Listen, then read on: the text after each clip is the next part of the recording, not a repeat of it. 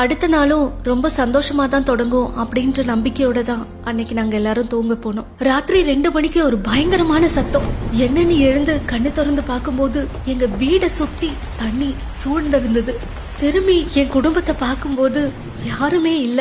என் பேர குழந்தையோட கை விரல் மட்டும் என்னால பார்க்க முடிஞ்சது. அட்லீஸ்ட் அவளையாச்சும் எப்படியாவது காப்பாத்திடணும் அப்படின்னு சொல்லி நீந்தி அவளை என் கையால பிடிச்சி தூக்கிட்டேன். அதுக்கப்புறம் என் ஒரே லட்சியம், என் உயிரை கொடுத்தாச்சு இவளை நான் காப்பாத்திடணும் அப்படின்னு மட்டும்தான் இருந்தது.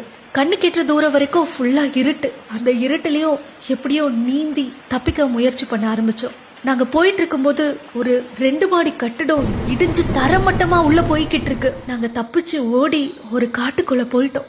காட்டுக்குள்ள கொஞ்சம் தூரம் ஓடினதுக்கு அப்புறம் பார்த்தா எங்களுக்கு எதிரில 3 காட்டு யானை, அதுவும் ஒரு கொம்பன் யானை எங்க கிட்ட நெருங்கி வந்தது. நாங்க ஒரு பெரிய துயர்ல இருந்து ஓடி வந்திருக்கோம்.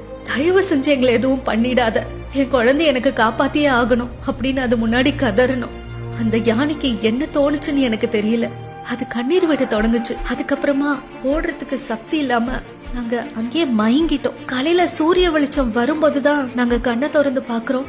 அந்த 3 யானையும் எங்களுக்கு காவலா அதே இடத்துல இருந்தது. மீட்பு குழுவினர் வந்து எங்களை கூட்டிட்டு போகும்போதுதான் அந்த யானை அந்த இடத்தை விட்டு போச்சு. இயற்கையே கண்ணீர் விட்ட நாள் தான் நிச்சயமா அது. Stand with Wayanad.